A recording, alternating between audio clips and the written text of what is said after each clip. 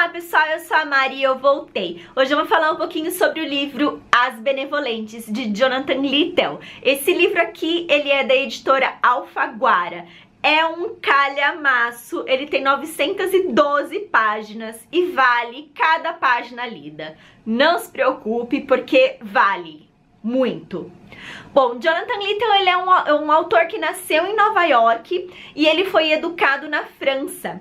Em 2001, ele abandonou tudo para se dedicar exclusivamente às pesquisas de documentos da Segunda Guerra Mundial para poder escrever o seu romance. Ele escreveu As Benevolentes em francês e ganhou o Prêmio Goncourt de 2006. Então ele levou praticamente 5 anos pesquisando e escrevendo. Então, apesar de ser uma obra de ficção, ele é baseado em fatos reais. E as descrições dos horrores da guerra, eles são tão vívidos que eles incomodam demais durante a leitura. É uma leitura muito desconfortável, apesar de ser uma leitura sensacional. Ela faz a gente refletir em alguns momentos. E assim, as imagens que o autor passa é muito tridimensional. Muito tridimensional. Então você consegue ver as imagens passando na frente dos seus olhos. Então é algo assim que dá aquela dor no estômago, dá aquele nó na garganta, e aí você tem que parar e dar uma respirada para depois continuar lendo. Bom, eu quis ler esse livro por causa da linda da Rita Araújo, que eu não lembro em que ano foi, mas já faz um tempo, era a época do Snapchat. Ela tava lendo esse livro e ela fazia alguns diários de leitura lá, e eu fiquei completamente doida para poder ler esse livro. E quando eu comecei a ler, ela me deu uma dica. Ela falou para eu não me importar demais com os termos em alemão que não foram traduzidos, principalmente sobre as patentes militares. Então, no final do livro tem um glossário para você ir lá consultar. Mas assim, eu li esse glossário assim que a Rita me falou isso. Então eu vi mais ou menos o que era cada patente, o que era cada coisa, e durante a leitura eu não ia lá atrás consultar, porque, gente, esses termos, eles se repetem, e se você ficar parando, indo lá atrás, parando, indo lá atrás, em vez de você pegar ali o contexto geral, que dá pra você entender sim, sem saber ao pé da letra o que significa aquela palavra. Então a leitura fica muito morosa, a leitura fica muito difícil se a todo momento você for lá no glossário ver o que significa aquela palavra. O protagonista é o Maximilian Aue. Ele é carrasco, cruel, frio, indiferente e assim, ele é contraditório. Ele tem alguns momentos ali da narrativa que ele tem um humor muito ácido e é um personagem irônico. É preciso tomar muito cuidado com o Max, porque ele tá narrando os fatos aqui para você, leitor. E ele é inteligente e culto, então a todo momento ele quer te convencer de que você agiria da mesma forma que os nazistas agiram perante aquela situação. Então a todo momento ele fica, mas a gente estava apenas cumprindo ordens. E aí ele fala, eu achava realmente um desperdício matar os judeus, mas eu tava apenas cumprindo ordens. Eu achava que não, né, que matar as crianças e as mulheres não valiam a pena, mas eu estava ali apenas cumprindo ordens, e você faria o mesmo se estivesse no meu lugar. Então assim, é um pensamento que assusta muito, te deixa muito desconfortável. Se você parar pra refletir, o que eu faria se eu estivesse no lugar dele? O Max, ele é muito complexo, ele é humano, ele é contraditório. Então assim, no mesmo momento que ele fala uma coisa, daqui a pouco ele conversa com outra pessoa e ele tá falando outra coisa, completamente contrária do que ele tinha argumentado antes. E outra, ele pensa uma coisa e faz outra, e depois se convence de que aquilo que ele fez era o certo. E aí ele quer convencer você de que você faria a mesma coisa. O Max, ele é psicologicamente perturbado, ele tem uma relação doentia com o amor e com relacionamentos sexuais. Quando ele tinha por volta de 8 anos de idade, o pai dele abandonou ele e a irmã gêmea para ficar com a mãe. O pai, ele lutou na Grande Guerra e o Max, ele tem assim uma visão idealizada do pai dele, porque ele não se lembra muito bem do pai dele, mas ele coloca aquele homem como um grande herói de guerra. E isso influencia muito no relacionamento familiar, principalmente com a mãe. Porque a mãe, depois de 7 anos, ela consegue fazer com que, como o marido sumiu, ela consegue fazer ali com que o marido seja declarado morto, para os filhos poderem herdar os bens, né, usufruir dos bens, porque até então tava tudo congelado, né, porque o cara sumiu, ninguém mexe no dinheiro dele. Mas com essa declaração, as crianças então, né, o Max e a irmã gêmea dele tiveram essa liberação aí do dinheiro e da propriedade. E nesse momento, o Max, ele fica revoltadíssimo com a mãe dele. É como se a mãe dele tivesse matado o pai. E por a mãe ter encontrado um outro companheiro e ter se mudado para a França, então, assim, ele fica completamente magoado com a mãe. E esse relacionamento é muito complicado desde bebê, porque ele era alérgico ao leite da mãe. Gente, ó, tem muita coisa que quem é psicanalista aí vai amar, porque tem todo esse relacionamento familiar e tem algumas descrições de sonhos do Max que são assim detalhadas e que eu acho que rende aí uma boa análise. Como eu não entendo muito, eu achei que alguns dos sonhos do Max, eles foram detalhados ao extremo, sabe? E poderia ter enxugado um pouquinho. Mas, gente, um livro de 912 páginas, sim, é um livro de que você conseguiria cortar uma coisa ou outra sem prejudicar tanto assim a leitura. Ainda assim, é uma leitura muito boa. Mas pro final do livro a gente fica descobrindo a verdade sobre o pai de Max. E aí muita coisa se encaixa no caráter desse personagem. Bom, o Max, ele sonhava em ter uma profissão relacionada à literatura, ao ensino, mas ele acabou se tornando um jurista e depois ele se tornou um funcionário da Secretaria de Segurança, um oficial da SS e por fim ele é diretor de uma fábrica de rendas. E aí que a gente tá então no começo do livro, que é o presente. A gente sabe que a guerra acabou, que Max sobreviveu, agora ele é o diretor de uma fábrica de rendas e ele quer escrever, ele quer fazer os seus relatos sobre a guerra, não pra você leitor, mas pra ele. E assim, em nenhum momento há rendição do personagem.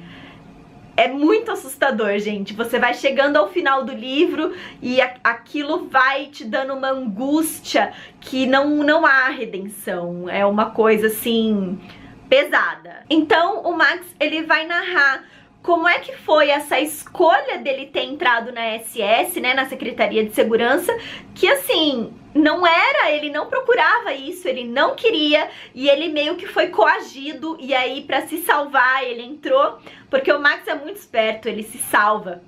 Então ele acabou entrando e aí ele foi recebendo uma missão, outra missão, cada vez missões mais complicadas. Então ele vai contar como ele entrou. E aí uma das primeiras missões dele foi o ataque em Kiev, que foi um massacre assim horrível. E aí o Eichmann faz a primeira aparição dele. Depois ele vai falar sobre Stalingrado. O Max também foi para Stalingrado, ele sobreviveu e ali é muito frio, tem muita fome, muita indiferença, muita morte.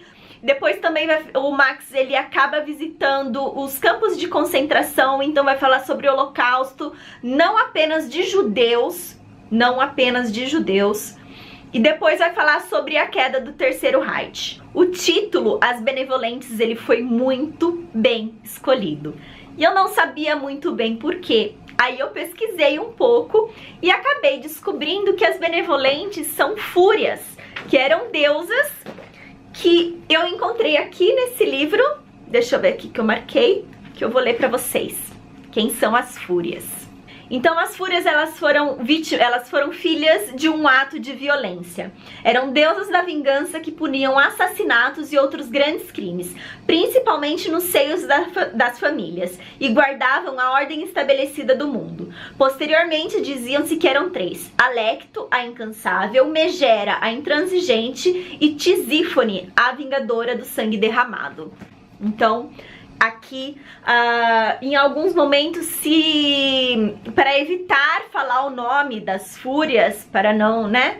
Então eles usavam o termo as benevolentes. E as benevolentes está aqui na última frase do livro. Bom, ao longo da minha leitura, eu fiz quase que um diário de leitura no meu stories do Instagram. Eu comecei no começo, é boa, é ótima, né? No início da leitura, eu fiz com bastante frequência, eu falava bastante, mas depois eu fui diminuindo por causa de spoilers, né? Eu não gosto de spoilers e eu não gosto de dar spoilers. E aí, às vezes, eu colocava uns trechos e eu separei 2 trechos bem interessantes. Por volta da página 574, o autor ele vai gerar uma discussão ali sobre o desenvolvimento do sadismo nos oficiais da SS, que eram responsáveis direto pela eliminação dos judeus. Só para dar uma contextualizada, o Max ele tá visitando Auschwitz e ele tá conversando com um médico e ele tava observando alguns guardas. E aí ele fala assim, que o médico concordava comigo, dizendo que até mesmo os homens que a princípio batiam unicamente por obrigação, acabavam por tomar gosto daquilo. Longe de corrigir os criminosos empedernidos, ele afirmava com veemência, nós homologamos sua perversidade ao lhes conceder todos os direitos sobre os outros prisioneiros. Chegamos inclusive a criar novos entre os nossos SS. Esses campos, com os métodos atuais, são um foco de doenças mentais e desvios sádicos. Depois da guerra, quando esses homens voltarem à vida civil, teremos um problema considerável nos ombros. E o Max já tinha feito esse tipo de deliberação lá em Kiev, lá quando aconteceu assim a primeira matança mesmo. Então ele já estava observando essa mudança de comportamento dos soldados há algum tempo.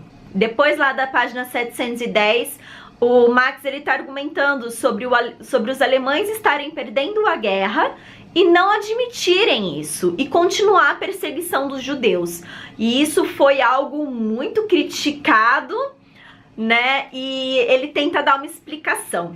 Ninguém entendia porque os alemães, quando estavam perdendo a guerra, mas o aspecto da derrota talvez não fosse tão claro na época do ponto de vista alemão, pelo menos, ainda teimavam em matar judeus, em mobilizar recursos consideráveis em homens e trens, sobretudo, em exterminar mulheres e crianças e, portanto, como ninguém entendia, atribuiu-se essa atitude à loucura antissemita dos alemães, a um delírio de assassino bem distante do pensamento da maioria dos envolvidos. Pois, de fato, tanto para mim quanto para os outros funcionários e especialistas, o que estava em jogo fundamental, crucial, arranjar mão de obras para as nossas fábricas, algumas centenas de milhares de trabalhadores que talvez nos permitissem inverter o curso das coisas. Queríamos judeus não mortos, mas bem vivos, válidos, machos de preferência. Ou seja, eles não estavam ali querendo matar os judeus, eles só queriam escravizar aqueles homens. As mulheres e as crianças realmente não fazia sentido manter, mas os homens, eles não queriam matar os homens, eles queriam os homens fortes para continuar trabalhando na fábrica deles para eles ganharem a guerra. Bom, pessoal, essas são só algumas das considerações que eu tenho para fazer sobre esse livro. Ele é muito grande. O Max, ele conta o aspecto não apenas dos horrores da guerra, mas também tem um aspecto pessoal dele que não é fácil de engolir. O cara, ele é perturbado. Ele é muito perturbado. E não só por causa da guerra. E, nossa, geraria muitas e muitas discussões de vários temas. Então, se você já leu, quer conversar um pouquinho sobre o livro, sobre as benevolentes, eu vou adorar. Deixe seus comentários aí embaixo. Só não esquece de avisar, se tiver algum tipo de spoiler, deixa um avisinho aí pro colega que não leu ainda, não pegar spoiler sem querer, tá? Eu recomendo essa leitura, mas eu acho que você tem que estar num momento psicologicamente bem num momento que você tem que estar preparado para receber uma carga negativa muito grande, muito grande. Tem gente que vai falar, nossa, é muito mais pesado do que eu achava. Ou então você vai falar, nossa, nem era tão pesado assim, vários livros de guerra e tal. Então se você tá acostumado com literatura de Segunda Guerra Mundial, com literatura de Holocausto, de horrores, então assim, você já tá meio caminho andado aí pra começar a leitura das Benevolentes. Se você não tá acostumado com esse tipo de leitura, respira fundo, vai na fé que você vai terminar de ler isso daqui, é muito bom, vale a pena. Bom, espero que vocês tenham gostado do vídeo. Se você gostou, não esquece de dar o joinha, compartilhe nas suas redes sociais para ajudar a divulgar o canal. Se você é novo por aqui, seja muito bem-vindo. Inscreva-se para receber as atualizações e me deem o feedback de vocês, do que vocês estão achando dos vídeos, das resenhas, se vocês têm dicas de tag, certo? Vamos conversar. Então é isso, pessoal. Até a próxima. Tchau, tchau.